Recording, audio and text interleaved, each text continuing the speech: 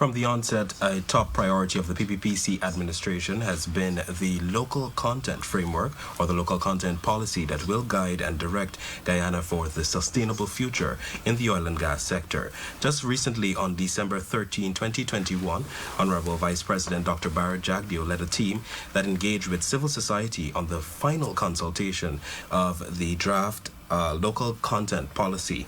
And of course, that policy is, like I've mentioned, a top priority of the administration. And in studio with me at this time, I have quite a full house. I am joined by the Honorable Minister of Natural Resources, Vickram Bharrat. I'm also joined by Mr. Bobby Gossai. He is the Senior Petroleum Coordinator.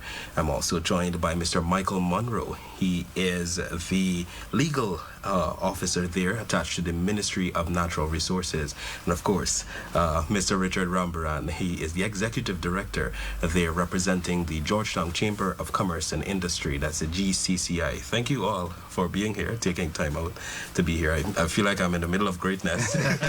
So, of course, we are going to get into that conversation about, candid conversation. Let's just talk about this. We know we're going to be heading tomorrow to table that. Minister, you will touch a little bit on that.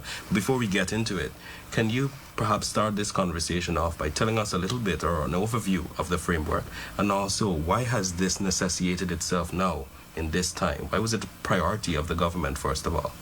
All right, thank you, Bruce. Let me say good evening to our viewers and gentlemen.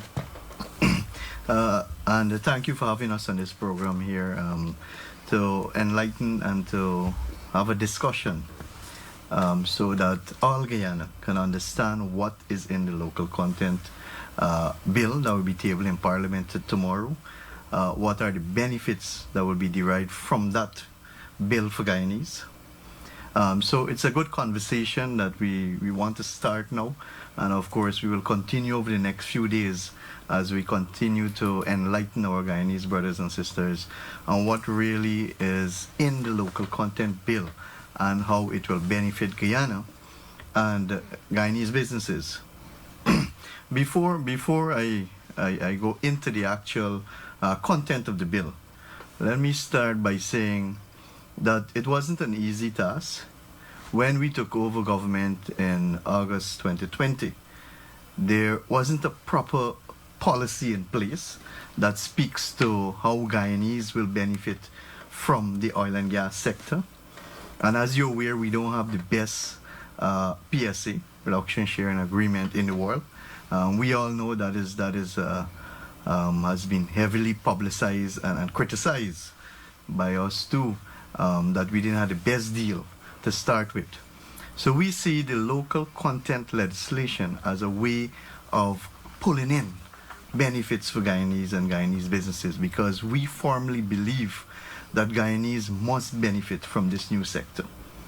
It is new for us. We might not have the requisite skill and experience now, but I'm sure in years to come, and with programs that the government is putting in place to build capacity, both at the human resource level as well as capacity in our local private sector, to ensure that they can play a meaningful role in the oil and gas sector and bring true benefits to Guyanese and Guyanese businesses. And we see the local content legislation, the bill, which will be tabled in Parliament, as a way in moving our developmental agenda forward, in bringing benefits to Guyanese and developing the local private sector to take the opportunities that will present itself. Because as you're aware, Guyana is the new kid on the block with regards to oil and gas. Discoveries, we've had 26 discoveries. We have over 10 billion barrels oil equivalent, maybe one of the biggest discovery in a decade around the world. And obviously the quality of our crude is very, very high. That is why so much attention has been on Guyana and Guyana crude. We have one FPSO operating, as you know now, producing at 120,000 barrels per day. But with our second FPSO already here, which will produce a 220,000, and the third one coming in 2024, and then a fourth one possibly in another 2 years after that, we are well on our way to producing close to 1 million barrels of oil per day. And you can only imagine the benefit that will come with that kind of revenue that is coming in the country, or that resources that is available there.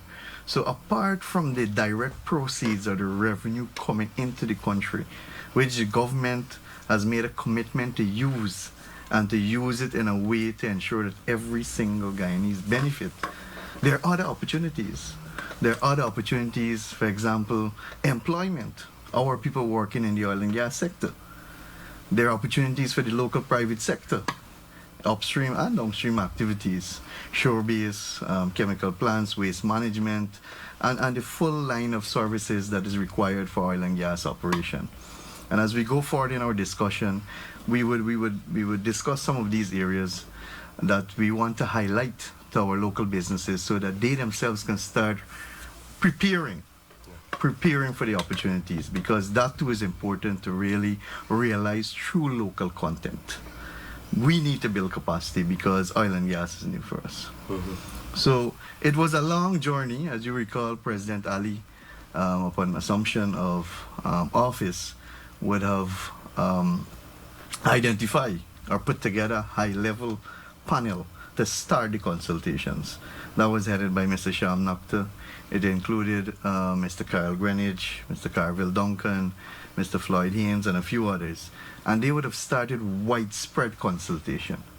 I want to make that point especially because this bill has been based totally on consultations. Consultations with the private sector, consultation with civil society, consultation with the operators. And every single opportunity, every single grouping, organization in the country, they were given an opportunity to make submissions to our team at the ministry. So this bill is based totally on what would have been submitted to us and our view of crafting a bill that would actually bring the benefits in for Guyanese and Guyanese businesses. So having mentioned that, I wish to thank in particular His Excellency President Ali, because this we might see as another bill. Some may see it as another bill being tabled in Parliament. But tomorrow would be a historic day. Tomorrow would be a day to remember for Guyana, because we are tabling a bill that many countries have not even sought or even started the process of crafting a bill like the local content bill. So it will be a historic day, and rightfully we must thank His Excellency President Ali, Vice President Dr. Bharrat, who has been the mastermind behind the consultations, behind putting this together, behind speaking with the operators, the private sector, to ensure that we strike a balance and we come up with a bill that will truly benefit everyone. And of course, I cannot continue without mentioning the teams that we have at the Ministry of Natural Resources, a young, energetic, vibrant team, and the team at the Legal Affairs, of course, Attorney General and his team, and our friends in the private sector. They would have played a meaningful role in putting this together, our operators, ExxonMobil and others. So these are all organizations that we have been working with. So we would have held a consultation. His Excellency would have hosted a consultation at the Artichon Convention Center back in February. And as you mentioned, we had the last consultation at Pegasus a few days ago. But in between that time, there have been several consultations held, widespread consultation throughout the entire country, speaking with the chambers in every single region, every single sector, the insurance, the financial sector, the construction sector. We have engaged everyone in this bill.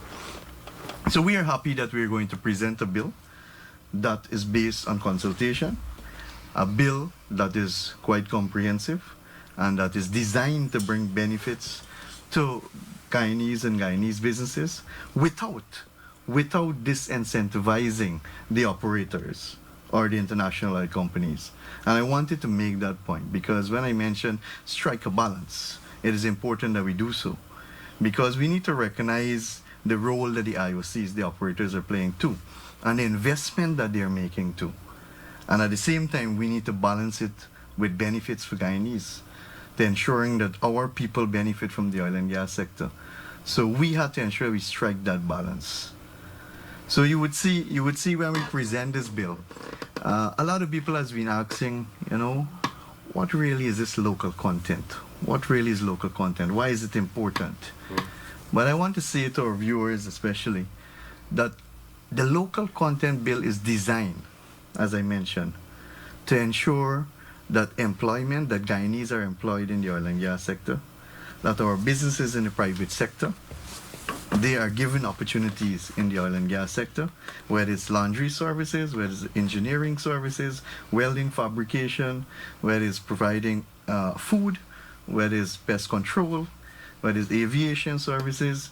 We want our business to benefit from the sector. And that is why in the local content bill, we have a schedule, a list of services that we are offering locally. Because the other thing about crafting a local content bill too is taking into consideration our capacity. Knowing our capacity is very important because it might be easy to craft a bill to say, you know what, we want our people to, we want excellent, the workforce must be 100% Guyanese. But do we actually have the capacity in Guyana? We got to be truthful. And we got to realize some of our limitations, especially in the oil and gas sector, because it is new to us. And we got to accept that we need to do a lot more to ensure that we realize true local content, especially in terms of billing capacity. So it was very important to recognize from the onset what we have present, what skill set we have present, the amount of people that are trained to work in the oil and gas sector, and also in the private sector, we needed to assess what are our capabilities in the private sector to deal or to provide goods and services to the oil and gas sector, and at a high standard too. Because we've been saying to the private sector, and Richard is here, we have been saying to the private sector that we want you to start being competitive. Competitive in a sense that you can compete regionally and internationally in both quality and price. That is what we want for our private sector. And as a government, we are committed to working with the private sector to build that capacity in the private sector. And I believe that once we combine that with the training of our people, we will be able to realize true local content, bring true benefits to our people. So there is a schedule there, I think it's about 40 different areas, areas that we as a country we have capabilities to provide, and of course there are targets that we set that these operators must achieve these targets at the ending of 2022. Because of course we cannot pass a local content bill next week and expect it to be implemented the following day. We need to ensure that at our level, at the ministry level, where we will create what we call the local content secretariat. We need to ensure that we have that secretariat fully in place. We need to ensure that a register is created. As a matter of fact, we are going to create 2 registers, one to deal with employment and one to deal with the provision of goods and services. So it means that all of our local companies will register therefore with the local content secretariat. Now, when I say local company or Guyanese company, we didn't stop short. In fact, the president and vice president insisted that we must define what is a Guyanese company or what is a local company. We can't just say a local company and leave it as that. So in the bill, you would see that there's a definition of a local company. Because I know in the past, anybody can just come to Guyana, register at the court and say, oh, this is a Guyanese business, but it's a Guyanese registered business. So we have a definition. We are saying that a Guyanese business can be solely owned by a Guyanese, meaning you or me who are Guyanese, I trust that you're Guyanese, that we can own a business and it's qualified to be a local business. Or we can join with others, but the Guyanese must hold 51%. Okay. So you can join with a company from anywhere in the world, but you as a Guyanese must hold 50% share of that company for it to be qualified as a local business. Further to that, we didn't stop there. Further to that, we're saying that at least 75% of your managers, of your your higher level staff, must be Guyanese. And then we didn't stop there, we went further to say that at least 90% of your other staff, technical, supervisory, and other staff must be Guyanese too. Because we don't want to encourage fronting, or as Michael would say, economic rent. Right? We don't want to encourage that, because we would have seen models around the world whereby locals will just act as a front for foreign companies.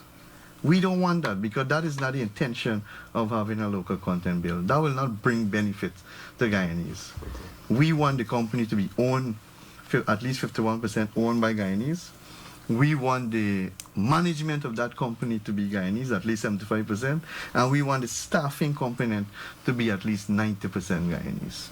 And that is what we will call a true local company. Yeah. So those companies will have an opportunity after the bill is passed in the National Assembly and assented to by the President. They will have an opportunity to get on the register at the ministry, where we will have the local content secretariat.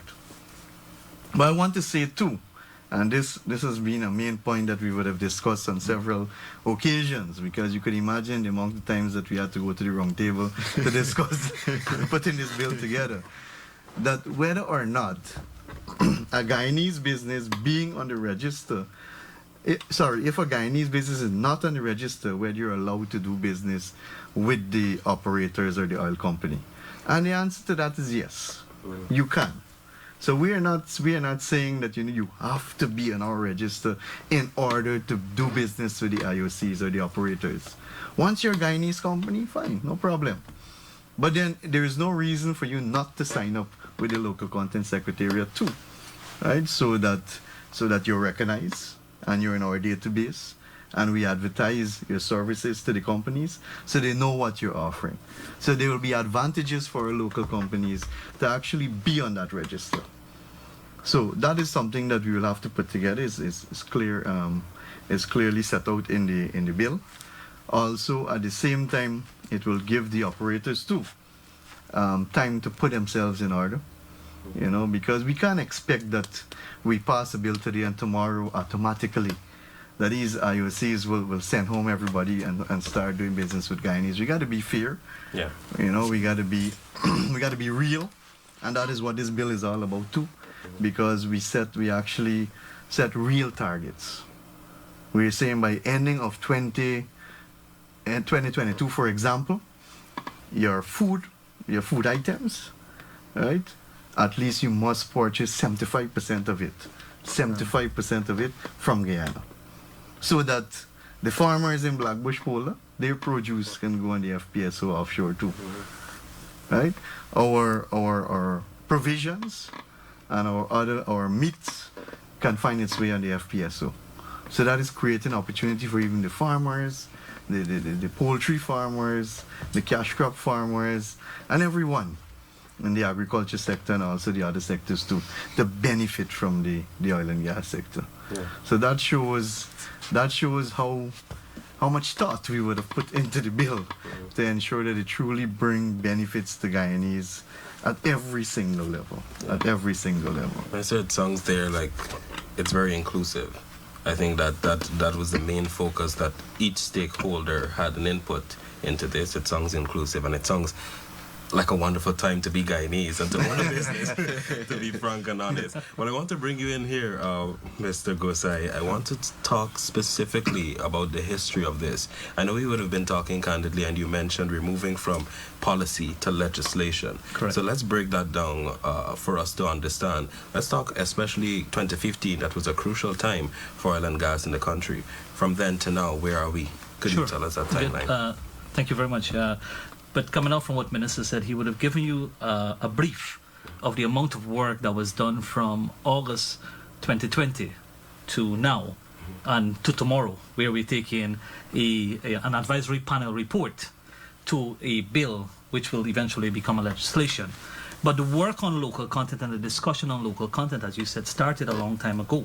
As a country, we know we needed to have local content. There was some work that was done before, but not definitive work, not strategic work to set out the framework for a local content policy, nor a local content bill. In 2020, in August of 2020, we at the Ministry of Natural Resources took the report from the advisory panel, which was done heavily on consultation across the country and a wide cross-section of stakeholders. And we took that and turned that into a draft policy, which of course Minister would have mentioned that in February of this year, President himself gave the overarching view and the challenge to take that draft policy into the next stage. And we worked with that policy. We reached out to the various stakeholders continuously over time, over the several months that we've been there, to get feedback, to set the definitional issues of our local content policy and law, to determine what would be the reporting mechanism and requirements, to determine what would be the institutional framework, as Minister mentioned, the Local Content Secretariat, which will be the administrative arm of the local content legislation and the policy and the other instruments that will drive local content in Guyana. Then we also worked on an implementation framework, which of course is mentioned within the confines of the bill. Then we are talking about a monitoring and evaluation mechanism, because this legislation coming from a policy is not a static document. Nor will it be something, as Minister says, just another bill, another legislation that people think you go and you just have it there. This is a dynamic working document that will be updated as the industry changes.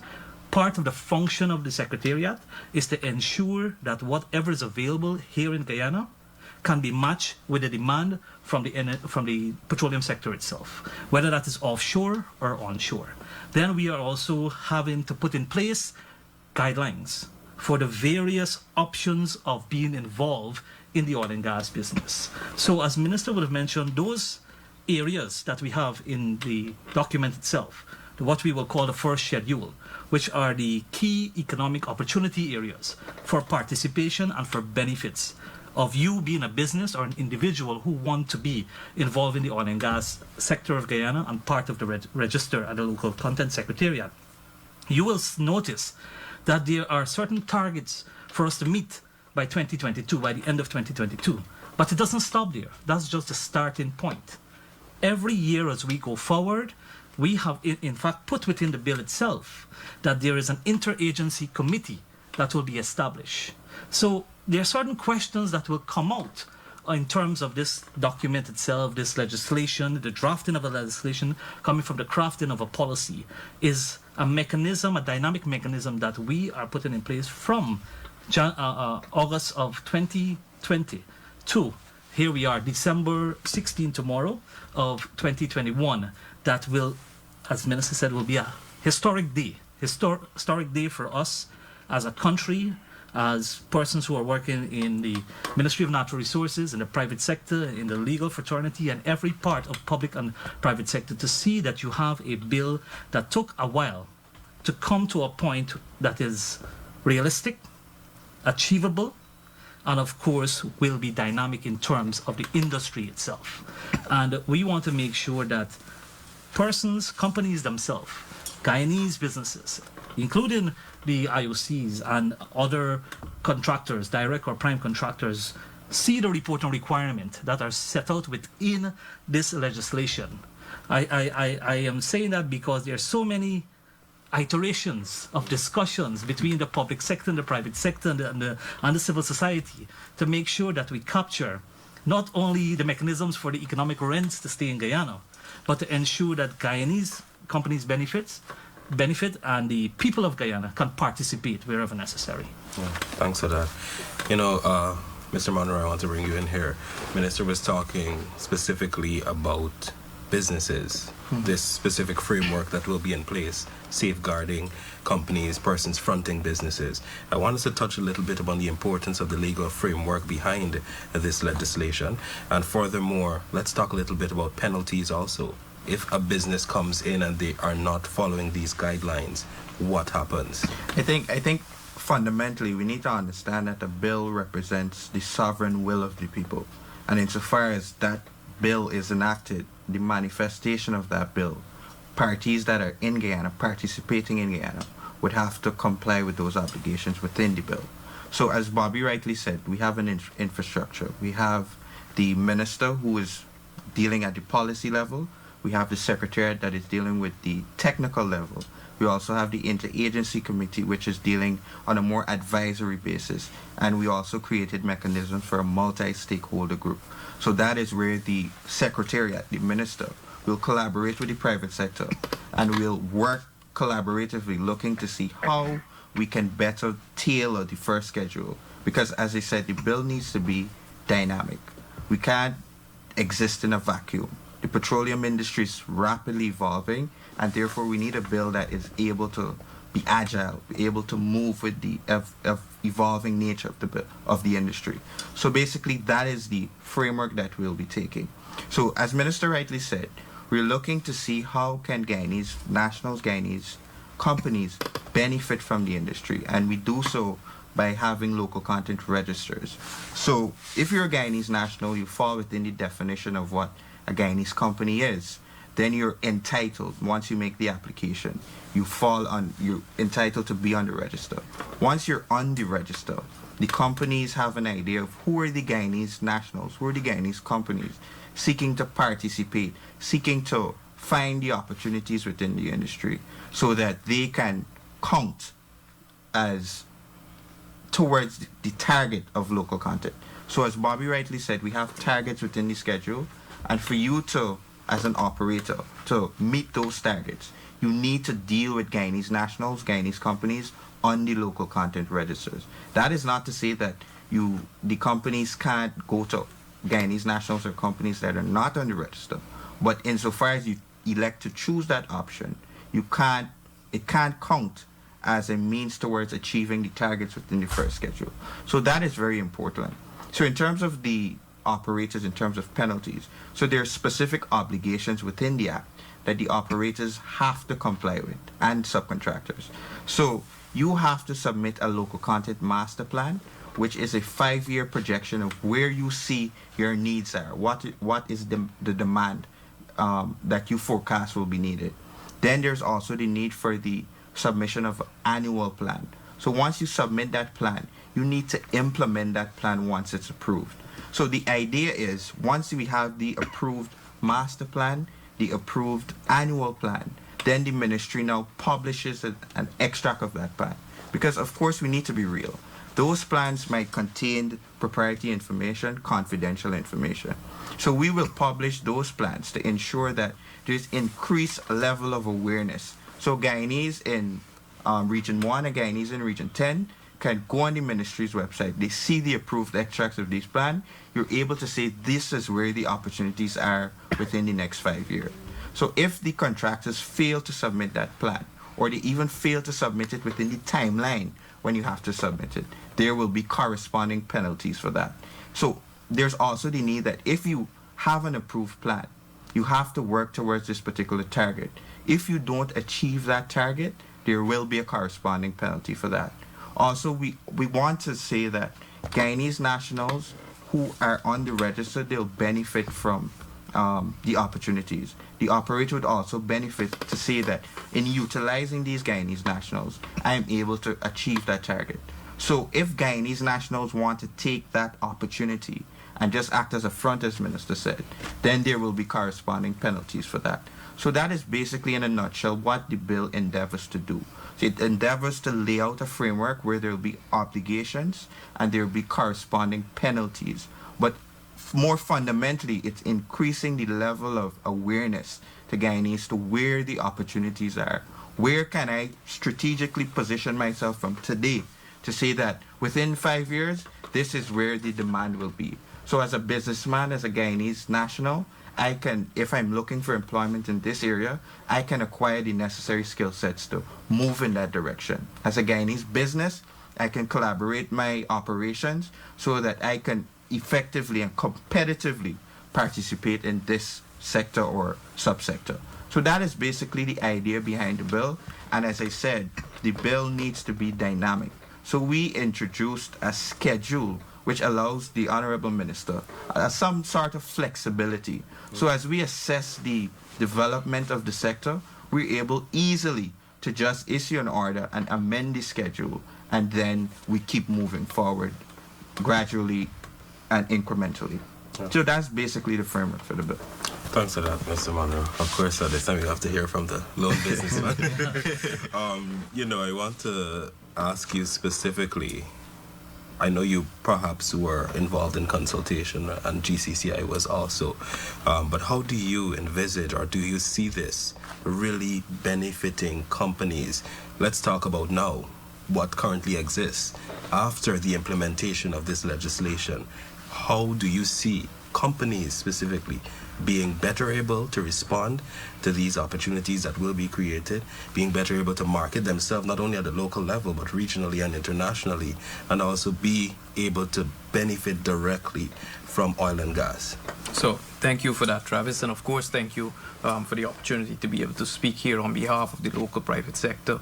So the first thing I want to say, maybe just summarizing what you would have said, is how is it that this bill effectively benefits the local private sector? But more importantly for that, I think when Minister gave his prefatory remarks, he would have mentioned some amount of history regarding the bill from since he has become minister to now. But it's important also for us to examine the historical antecedent of it. In the context of the Georgetown Chamber of Commerce and Industry being perhaps one of the first major and perhaps the first organization in the country to actually advance and propose the entire discussion about local content. And this has been done since late 2016, 2017. And this entire discussion has evolved over time.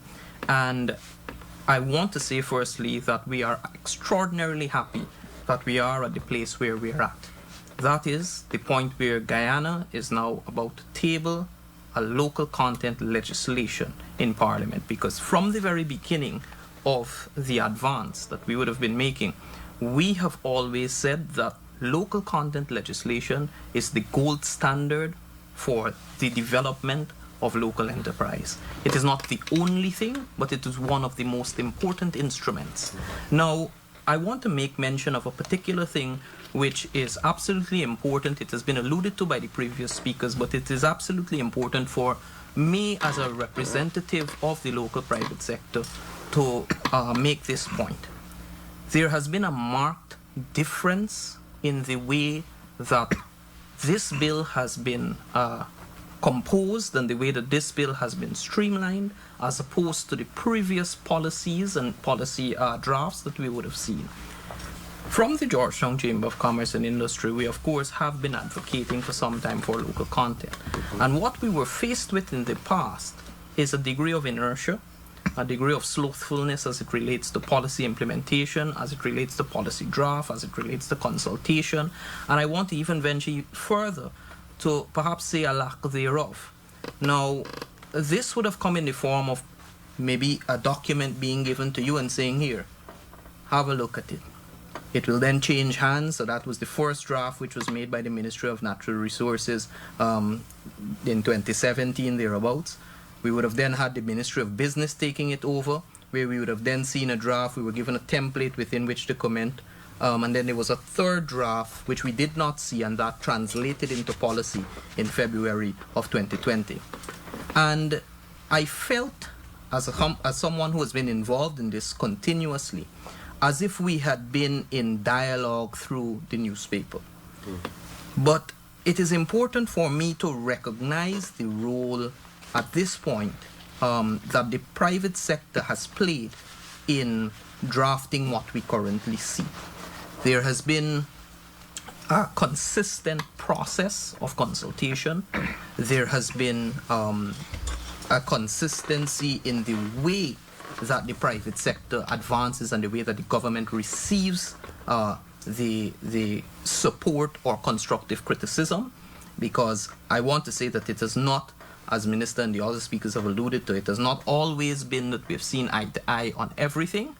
And maybe when this bill comes forward into Parliament tomorrow, there may be things that the elements of the local private sector do not like. There may be things that the elements of the local private sector like. But what is extraordinarily important that has been highlighted here is that there is a mechanism through which consistent and continuous dialogue can be had.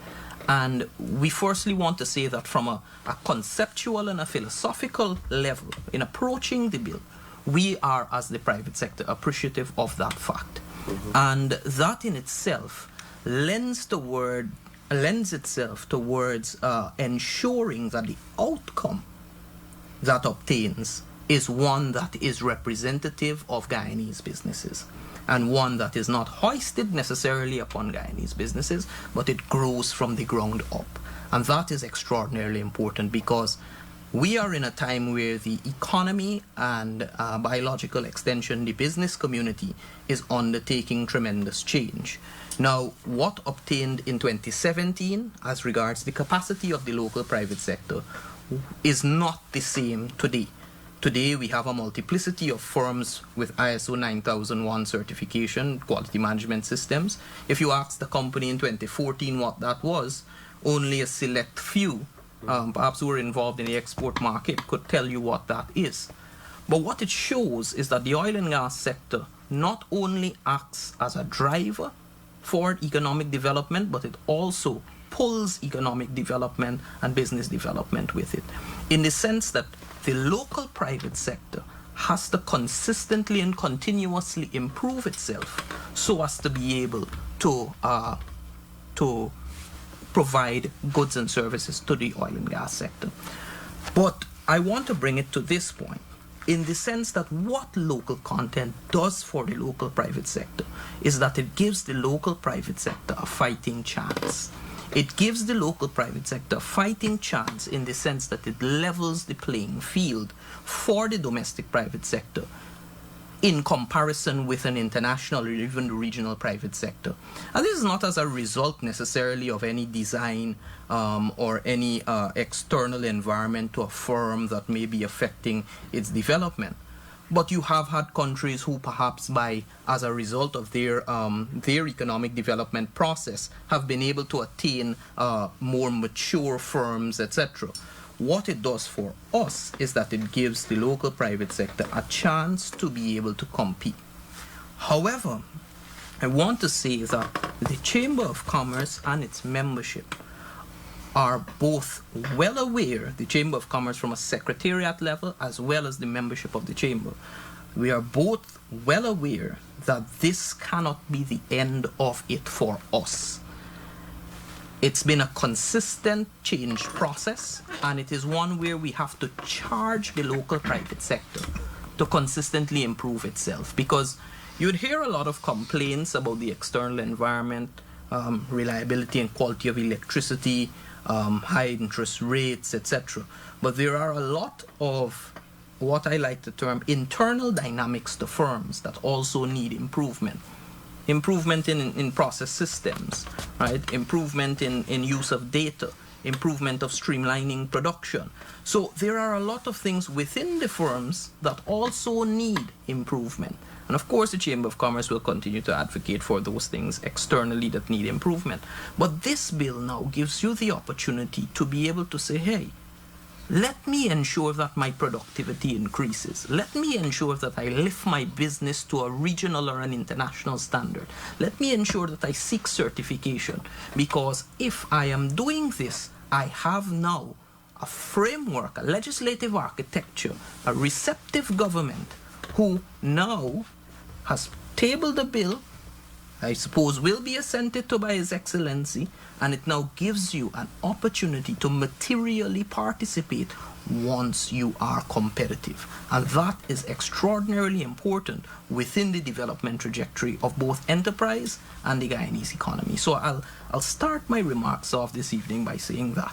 Thanks for that, Mr. Rambarran. I want us to look at this point. We saw recently a delegation, a Ghanaian delegation. I want to ask you specifically, Minister, and I know, Mr. Gossai, you were also part of a delegation that went to Ghana with Vice President Dr. Bharrat. How much input was made there? Were other countries also involved in a way? I know that you recently signed a framework with the corresponding minister of that team. What does that framework speak to? And also specifically, Mr. Rambarran mentioned something. We are constantly changing. There is going to be development. There is going to be change over time. Do you envisage also an update or a revision to this legislation? And how soon, or perhaps it'll be next 10 years, next 15 years, I don't know. What can you tell me in that regard? Let me start out by saying that when we took office, we realized that oil and gas is new to us. And we were honest to accept that we don't have certain capabilities and capacity to truly manage the sector in a way we want it to be managed. So we started to look out. And who would you look out to? You would look out to the people who have already experienced what we are going through. Mm-hmm. And we started looking at countries, oil-producing countries. Our neighbor Trinidad, you mentioned Ghana, and many others. Qatar, Saudi Arabia, and many other countries. We started looking at their models. We started looking at what obtains in their country in regards to regulatory framework, how do they manage the oil and gas sector. And we did that consciously because we realized that there is a mistake that a lot of oil-producing countries make over time. In that they, one, neglect their traditional sectors because they now have revenue flowing in from oil and gas. And we all know that revenue flowing in from oil and gas is quite a lot in comparison to many other traditional sectors. So that sent many government into a position where they stop providing incentives to the other sectors. And we would have seen what the effects of that. You look at some of our neighboring countries that is depending solely on oil and gas. Look at the state of their economy today because they did not diversify, they did not keep their traditional sectors alive. So that was one of the main reasons why we look out too. Because we didn't want to reinvent this wheel of managing oil and gas sector. We can look at the mistakes that other countries made and we can correct them here so that we move forward and we move forward quickly because as Michael mentioned, this is an evolving sector. Every single day something changes. Every single day there's something new in the oil and gas sector. And we need to move with it too. Otherwise we'll be left behind and our people will be left behind too. If the government is left behind, then the people will be left behind too. And that is something that we don't want for sure. So yes, we would have looked at other models that countries would have adopted in managing the oil and gas sector. Not only with the local content bill, but also the national oil companies, the Petroleum Commission, and many other framework that they have in place to manage the oil and gas sector. And we have a good working relationship with Ghana.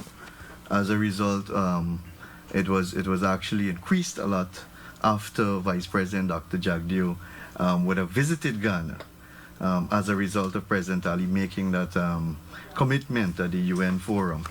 And then the return visit by many Ghanaian officials, including none other than the Vice President of Ghana was here, and also with a private sector delegation, looking to collaborate with our private sector too.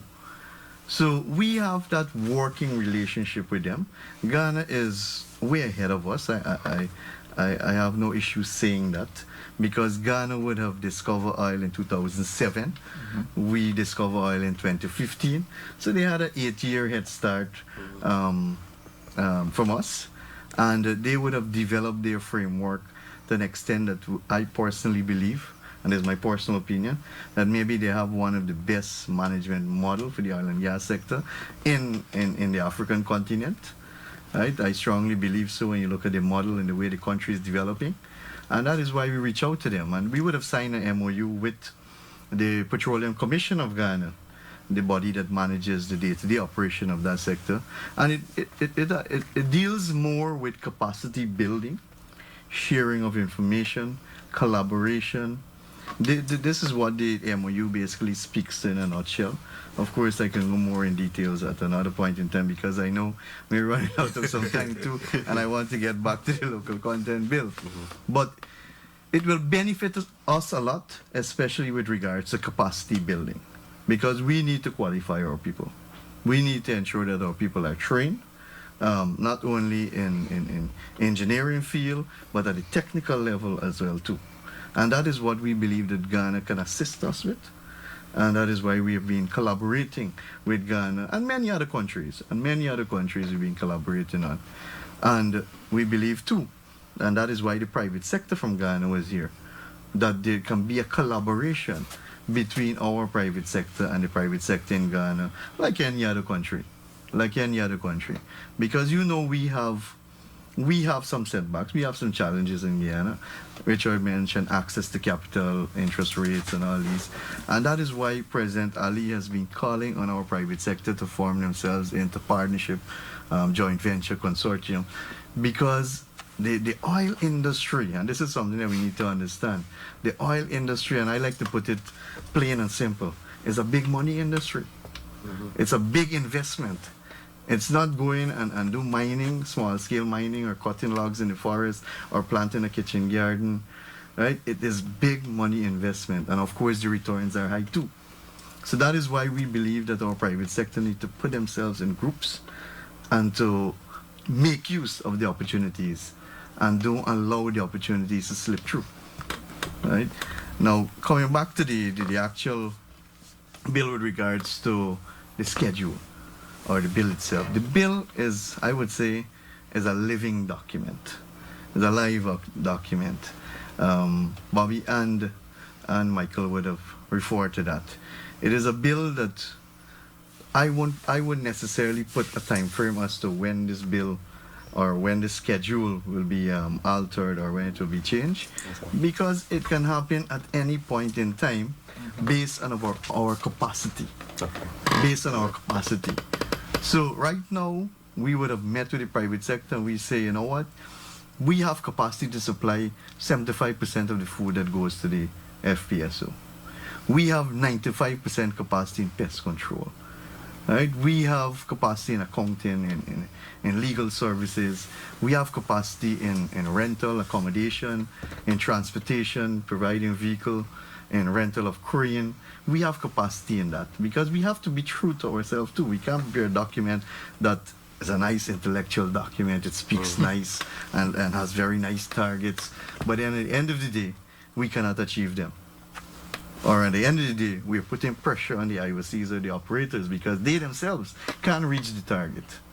And they're being fined and penalized every single day. We can't put ourselves in a position like that because it would not only harm the operators, it will harm us as a country. It will harm us as a country. So we got to be real. So what you will see in that schedule when it's presented tomorrow are the real targets that we believe that we have the capacity in Guyana to achieve now. But as Richard mentioned, once the capacity changes, once we build capacity and we see that we can actually provide more goods and services, there is nothing stopping us. And our government is committed to that. I want to say that clearly. Our government is committed to that. Michael is the legal man. Michael has a clause in there to say that the minister can just sign an order with a negative resolution in the parliament and we just change the schedule. Right? To reflect our capacity in another 6 months or another year. So it will be changing as the industry evolve and as we build local capacity too, because that is important. Yeah. I was just giving a signal that, you know, I know. But just quickly, I want to get a question in, specifically to you, Mr. Gossai and Mr. Rambarran. I want us to talk about the grassroots level.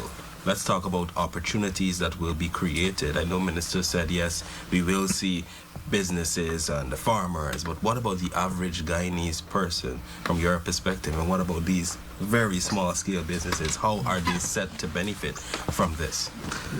Thank you very much. You know, that's the critical thing about a local content policy and a local content legislation. The question is, what is local content? That is what we start out with. Local content is to provide the opportunity for local people and local businesses to be able to be given the opportunity to participate in the value chain of the oil and gas sector. And when we say the value chain, we're talking from exploration activities all the way to the end of the life of an oil field. We want to be able to make sure that, as we say in Guyana, the small man can participate, can see if there's an opportunity there. And when you look at that schedule tomorrow, you will see the line items that we have set out. And the small targets and the large targets that we've moved from various areas that we know, and we have sat with the private sector bodies of Guyana and industry representatives to tell us what is achievable within a certain time period.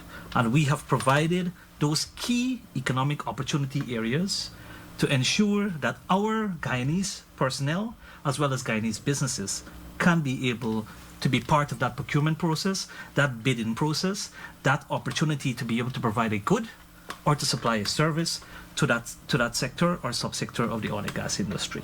And that is what it means. Now, there's a broader framework in terms of the macroeconomics of it.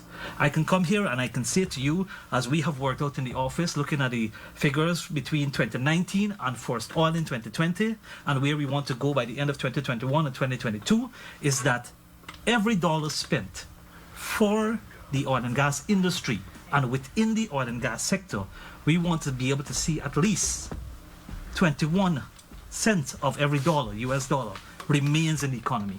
And that is what it means for Guyanese to be able to benefit financially as well as their well-being improve over time. And that is what we will see tomorrow when we look at the entire bill from the body of the law itself into the first schedule and the reporting mechanisms in the second schedule. Thanks for that, Mr. Rambarran. Yeah. So, Travis, one thing which I want to ensure that we have clear is how momentous this occasion is. When you look at economic histories of countries, they are marked by particular events which change their course. And in my opinion, as someone who understands economic history and who has delved into the area, this is a landmark moment within the development trajectory of Guyana. And it represents a very important step forward. Now, I remember clearly about 4 or 5 years ago when this discussion had started, there were more naysayers than there were persons on the positive side and supporting this entire local content proposition. Here we stand today in 2021 in December and no longer discussing whether or not we need local content, but how can we refine it? How can we make it better? What institutions can we put in place? How does it fit into our legislative architecture, etc.? So one must take cognizance of how far we have come within a short period of time. And I want to say that since Minister Bharrat has been in office, we've really been accelerating the rate at which we are moving. And I know Michael and Bobby especially, they've been working very hard, and the other folks there, they've been working very hard to ensure that we push this document forward, that we have the right balance in place, that local benefit obtains, and that in-country value retention, right, which is the key objective of local content, occurs. So with that being said, I want to go back to the question which you would have asked, which is how does the small man benefit, or how does the small or the medium or the micro enterprise benefit from this? Now, there are two ways that they can benefit from it, or two dimensions in which they can benefit. Firstly, they can benefit from direct opportunities in the industry as a result of the legislative framework mandating that you must be part of the industry, so they can benefit from that. Of course, that then incentivizes them to, as I would have mentioned, upgrade their capacity, improve their competitiveness, ensure that what they are offering is of an international standard, and ensure that what they are doing can be on par with anyone in the world. So that offers a material incentive for a micro enterprise, for a small enterprise. Even if you cannot at this point in time, you realize that, you know something, there is a legislation there in place that puts me on a good footing. Let me get my act together and let me get moving. That's the first thing. Now, secondly, is that what it does is that even for those persons who may not be directly participating in the oil and gas sector, There are a number of other subsectors and sectors that act as periphery or as support for the core industry. Now, what that does is that it translates benefit through the economic value chain to the micro or the small enterprise. Now, don't take this as by happenstance that in 2025, when I'm sitting here maybe, or someone is sitting here discussing where the Guyanese business community is. It is not by happenstance that we will find a much improved state of being. It will be as a result of deliberate policy intervention. It will be as a deliberate result of what will obtain not only from the local content legislation, but the other areas of policy agenda, legislative agenda that the government has to ensure that the local private sector benefits. So those two ways represent the key dimensions through which this can occur. The particular opportunities that exist in the oil and gas industry and those peripheral sectors are so many that I can come back here with you and have a singular program on that only, which may be what we have to do. But it is something where once you are looking in the direction of enterprise and entrepreneurship, you'll find that the opportunities are bountiful. This legislation, and particularly the type of local content that we're getting here, sends a clear signal that in the short term as well as the medium term, these are the areas in which you ought to be investing in. Right? So the first schedule will dictate that this is what will be obtaining in the future. And here, if you can't do it now, get your act together, and maybe in a couple of years you will be able to do it. So what I would have mentioned it offers is a material incentive for private sector improvement and overall economic development. Yeah, thanks for breaking that down, Mr. Rambarran. Thank you all for taking time out to be here. Of course, you alluded to we will need several other conversations, so I will be seeing each one of you perhaps in a singular interview where we could really get in depth and understand this document. But nevertheless, thank you for being here and sharing so much with us. And of course, you said tomorrow is going to be a very, very exciting day for Guyanese, very exciting day for you in particular too. You've been working hard. So thank you so much, and all the best on tabling that tomorrow. Thank you. And I know our listeners and viewers will be tuned in to know what is going on in the country. And also thank you to you, our listeners and viewers of this program, as we had that special discussion on the proposed local content legislation that will be tabled tomorrow in the National Assembly. I was your host, Travis Bruce. Thanks for joining us.